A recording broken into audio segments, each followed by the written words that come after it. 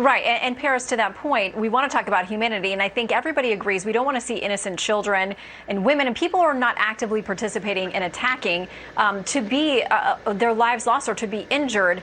But we have to be making that distinction, as we continue to do, between the Palestinian people and those who are caught up in this situation and Hamas, a recognized terror organization that many Palestinians say that they actually want freedom from them as well, that they are hurting their people. There is an important distinction in all of this.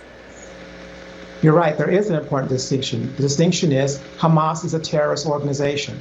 And when you have Democrat leaders in Congress, Omar and AOC and Rashida Tlaib saying things that are outright anti-Semitic, when you have the United States of America seemingly not having the back of our strongest ally in the Middle East, Israel, it should be clear, it should be unequivocal that the United States of America stands with Israel and denounces the attacks from the terrorist organization Hamas. And we have not seen that leadership coming from Joe Biden and the Democrats. The Democrats are confused. They have mixed messages. The progressive socialist wing of the Democrat Party are having the loudest voice in seemingly supporting Hamas.